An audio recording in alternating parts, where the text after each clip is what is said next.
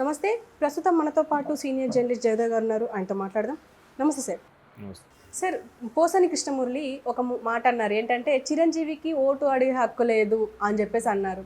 అసలు అంటే ఆయన అక్కడ ఓటు వేయకపోతే అక్కడ ఓటు అడిగే హక్కు లేదంటారా? అంటే అట్లా అంటే జబర్దస్త్ వాళ్ళు కూడా చాలామంది వస్తున్నారు. అంటే ఓటు అడగడానికి రాజకీయాలకి సంబంధమే లేదమ్మా. రాజకీయాలకి అన్ఫిట్టోడు, రాజకీయాలకి ఇది పనికిరాడు కాబట్టి ఓటు అడగకూడదు అనేది అసలు ఆయన స్టేట్మెంటే రాంగు. ఇప్పుడు విమర్శ ఏంటంటే చిరంజీవి గారు పార్టీ పెట్టారు, పార్టీని నడిపించలేకపోయారు, మేబీ ప్రజలు తట్టుకోలేకపోయారు. ఆయన 40 ఏళ్ళు కెరియర్ ఒక ఎత్తు, ఆ కెరియర్ ఒక ఎత్తు. అది అంటే అక్కడ చాలా అడుగడుగున ఎటు అడుగు వేయాలో కూడా తెలియదు. అక్కడ గొయ్యి ఉంటుందో నెయ్యి ఉంటుందో కూడా తెలియదు. పక్కనే ఉంటాడు, ఎవడు గోతులు తవ్వేస్తాడో తెలీదు కదా. అట్లా మరి భయపడిపోయాడో లేదంటే ఎందుకులే ఈ కంపు మనకు అనుకున్నాడో తెలియదు. కానీ మొత్తానికి ఆయన సీరియస్గా కాంగ్రెస్ విలీనం చేశారు. తర్వాత కేంద్ర మంత్రి పదవి తీసుకున్నాడు. తప్పదు కాబట్టి ఆప్షన్ లేక మరి ఇంకేటో సైలెంట్గా ఇంకా బాబు నమస్కారం బాబు చెప్పి గుమ్మడికాయ కొట్టేశాడు. కొబ్బరికాయ కూడా కాదు, గుమ్మడికాయ కొట్టేసి వచ్చేసాడు ఆయన అలవాటు ప్రకారం. సో అలాగా వచ్చేసాడు కాబట్టి ఆయనకి ఓటు అడిగే హక్కు లేదంటే అది తప్పు. అంటే ఈయన చెప్పేది ఎలాగుందంటే ఇంకా అలాగా ఎవరెవరైతే రాజకీయాల నుంచి పక్క తప్పుకున్నా వాళ్ళందరికీ ఓటు వేసే హక్కు కూడా లేనట్టు ఉంది ఇంకా. అంతే కదా. ఇప్పుడు ఆయన చేసుకోలేకపోయాడు కాబట్టి ఆయన తమ్ముడు కోసం చాలా సందర్భాల్లో చెప్పాడు ఆయన. నాలా కాదు తమ్ముడు, ఆయన ఏదైనా వాడు అనుకున్నాడంటే సాధిస్తాడు, సాధించే వరకు పట్టు వదలడని కూడా చాలా సందర్భాలు చిరంజీవి గారు చెప్పారు. కాబట్టి ఈ ఆయన లెక్క వేరుంటుంది, నా లెక్క వేరుంటుంది. ఇప్పుడు చిరంజీవి గారిని ఎంతోమంది విమర్శిస్తుంటారు. చిరంజీవి గారిని విమర్శిస్తే ఇన్ని వ్యూస్ వస్తాయి, ఇన్ని లైక్స్ వస్తాయి అనుకున్న కూడా చాలామంది ఉన్నారు. కాంట్రవర్సీకి వెళ్తేనే ఇవాళ రేపు రేటింగ్ కదా. అది సింపుల్ లాజిక్. అది ఒక పెద్ద ఆయన యాంకర్గా వచ్చాక ఆయన మరొక ఎక్కువ చేశాడు. అవి ఈ ఏడుపులు వస్తేనే అందరూ చూస్తారు, ప్రోమోలోను ట్రైలర్లోను కట్ చేసి పెట్టడం. అవి ఆఖరికి ఎలా అయిపోయింది, వాళ్ళ కోడికత్తి వ్యవహారాలు అయిపోయాయి ఇప్పుడు అవి కూడా. సో అట్లాగా హైప్ చేసి చేయడము, చిరంజీవి గారిని తిడితేనే చూస్తారనడము అనుకోవడం పెద్ద ఇదిగా ఫ్యాషన్ అయిపోయింది అనుకుంటా. సో ఇప్పుడు కూడా చిరంజీవి గారు చేసింది మేబీ అప్పుడు పరిస్థితుల ప్రకారం మిస్టేకే అనుకుందాం. మిస్టేక్ అయితే ఓటు అడగడానికి మిస్టేక్ సంబంధం ఏంటమ్మా? ఇప్పుడు ఆయన మళ్ళీ వచ్చి నాకేయండి అని చెప్పట్లేదు కదా. ఫేవర్గా కుటుంబ సభ్యుడిగా చెప్తున్నారు. ఎవరితో సంబంధం లేని మీ పోసాని కృష్ణమురళి గారు వైసీపీకి సానుభూతిపడిగా ఉండే ఈయనే ఓటేయండి అడుగుతున్నారు. వైసీపీలో చేరాడంటే వైసీపీకి ఫేవర్గా ఉన్నట్టేగా, వైసీపీకి ఓటేయండి అడుగుతున్నట్టేగా. మరి సొంత కుటుంబ సభ్యుడు, సొంత అన్నయ్య, తండ్రి తర్వాత తండ్రి అంతటి వాడు, పైగా పవన్ కళ్యాణ్ కెరీర్లో కానీ పవన్ కళ్యాణ్ అన్ని రకాలుగా కానీ అభివృద్ధి కోసం పాటుపడినవాడు. పవన్ కళ్యాణ్ కూడా చాలాసార్లు చెప్పాడు కదా నా తండ్రి అంతటి వాడని. మరి అలాంటప్పుడు ఒక తండ్రి కొడుకు హెల్ప్ చేయడా? ఒక అన్నయ్య తమ్ముడికి కోసం మాట్లాడ్డా? ఎవరో సంబంధం లేని కోసం మీరు మాట్లాడుతున్నారు. అలా అడిగితే తప్ప, అడగకూడదు, హక్కే లేదా? ఈ అమ్మ హక్కులు కూడా వీళ్ళే రాసిస్తారా? అంబేద్కర్ గారు కూడా ఇంత క్లియర్గా హక్కులు రాయలేదమ్మా. అంటే ఇక నాకు అర్థమైంది ఏంటంటే ఒక రకమైన అక్కసు. మెగా ఫ్యామిలీ అంటే నచ్చదు. మేబీ నచ్చకపోవడం వల్ల చిరంజీవి గారు నచ్చదు, పవన్ కళ్యాణ్ గారు నచ్చరు, ఎవరు వచ్చిన మొన్న వచ్చిన హీరో కూడా నచ్చకపోవచ్చు.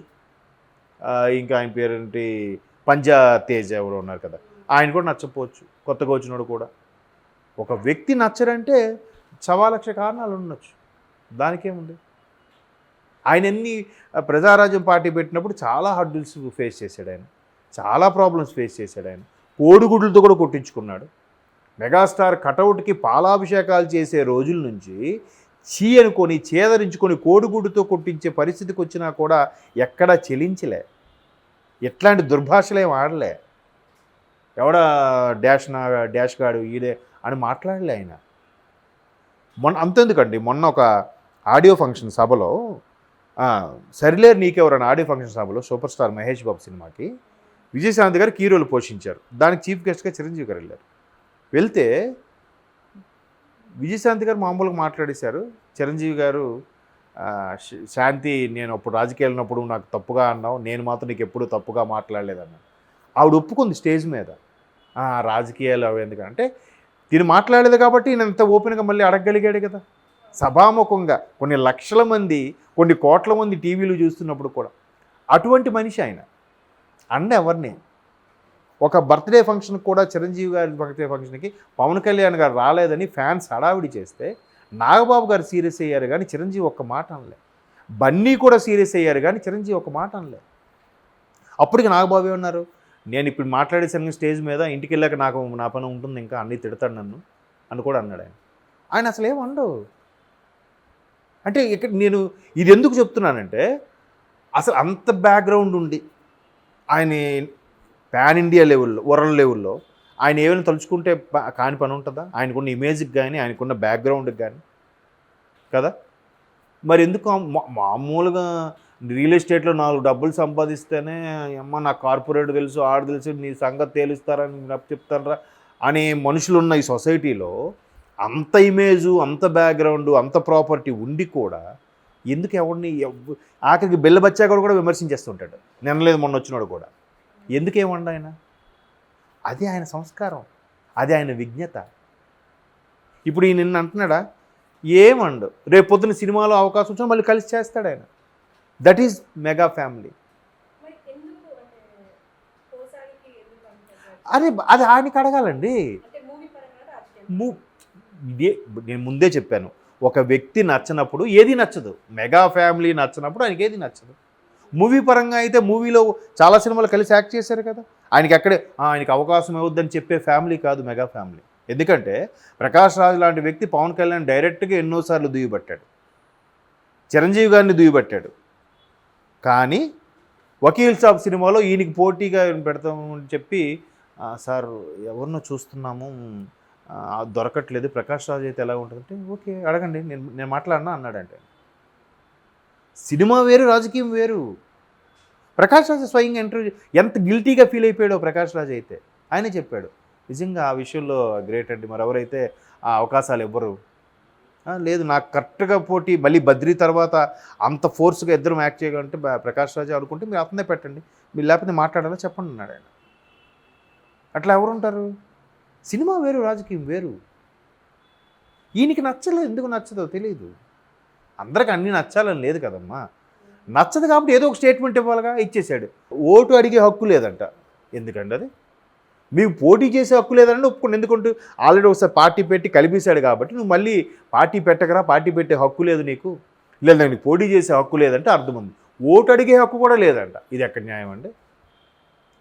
ఎట్లా ఉందంటే ఎప్పుడో వాళ్ళ ఇంట్లో ఫంక్షన్కి, ఇప్పుడు ఫ్యూచర్లో చెప్పి మా ఇంట్లో ఫంక్షన్కి వచ్చాడండి, నేను అన్నం పెట్టి తిన్నాడు కానీ నేను వేసిన చికెన్ తినలేదు, ఆడికి ఇంక తినే హక్కే లేదంటే ఆడికి నచ్చలేదు, తినలేదా? నువ్వు ఏకంగా తినే హక్కే లేదు, భూమి మీద బతికే హక్కు లేదని స్టేట్మెంట్లు ఇస్తే దాన్ని ఎలా చేసుకుంటూ ఇప్పుడు ఇంత అన్నారా? చూడండి ఆయన ఏం మాట్లాడు, ఎవరేమనరు. ఇంకా ఫ్యాన్స్ ఈయన మీద కౌంటర్లు వేస్తారేమో సోషల్ మీడియాలో, ఆయన ఏమనరు.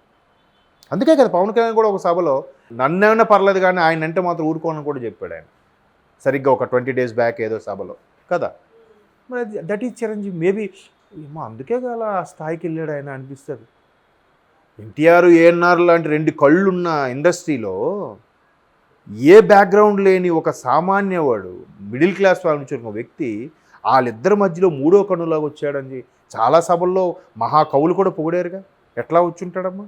ఎన్ని హడ్డిల్స్, ఎన్ని అవమానాలు ఫేస్ చేసి ఉంటాడు. ఎంత కూల్గా లేకపోతే ఆ స్థాయికి వెళ్ళి ఉంటాడు. ఒక్కడ సెటిల్ అయ్యాడు అంటే ఫ్యామిలీ ఇండస్ట్రీలోకి వచ్చేసింది. దానికన్నా బెస్ట్ ఎగ్జాంపుల్ ఉందా ఇన్స్పిరేషన్కి? That is megastar. ఊరికే ఇస్తారా? సచిన్ టెండూల్కర్ ఆయనకి వచ్చి ఇంటికి వచ్చి లంచ్ చేస్తాడు, ధోని ఆయన ఇంటికి వచ్చి లంచ్ చేస్తాడు. అమిత్ షా గారు అయితే మొన్న ఒక సభలో, అప్పటికి ఇంకా కూటమి ఏర్పడక ముందు ఒక 6 నెలల కిందట, పక్కన వైసీపీ నాయకులు ఉన్నా కూడా వీళ్ళని పట్టించుకోకుండా చిరంజీవి దగ్గరికి వెళ్ళి కూడా నమస్తే చెప్తున్నాడు ఆయన. వెంటనే చిరంజీవి నమస్తే చెప్పి ఆయనకి సాల్వా కప్పాడు మోదీ గారికి. చూసారా వీడియో? అప్పుడు చాలామంది ఈయన సినిమా టికెట్ల గురించి పిలిచి అవమానిస్తే ప్రధాని మోదీ చూడండి ఎక్కడ పెట్టాడో చిరంజీవి అని కూడా మనం ట్రోల్స్లో చూసాం కదా. అది చిరంజీవి గారి రేంజ్. ఇంకా నా అలాంటి వాళ్ళు ఎన్నిసార్లు డంకాబాజీ. ఇప్పుడు యాక్చువల్గా నేను అంటే చిరంజీవి గారి ఫ్యాన్ ఏం కాదు, పాత నటులే ఇష్టం. బట్ వ్యక్తిత్వం గురించి మాట్లాడుతున్నాను, చెప్తున్నాను కదా. జస్ట్ రియల్ ఎస్టేట్లో 4 డబ్బులు సంపాదించడం, లేదంటే ఒక ప్రాజెక్ట్ చేసి సంపాదించిన వాళ్ళు ఈరోజు ఎక్కలు తేలుస్తాను పదా, స్టేషన్కి వెళ్దాం పదా అంటారు కదా. మరి ఈయన మీద ఎంతన్నా కూడా ఒక కేసు పెట్టడు, పలానా బంజారాస్లో కేసు ఫైల్ చేశాను కానీ దాని మీద పరువు నష్టం ఉందా ఎక్కడైనా చూసారా చిరంజీవి గారిది? ఏమండు. అట్లా ఎలా ఉంటారమ్మా? ఎంత స్థితప్రజ్ఞతతో ఉండాలి అలా ఉండాలంటే? ఆయన మీద కామెంట్స్ చేయడం ఏంటమ్మా?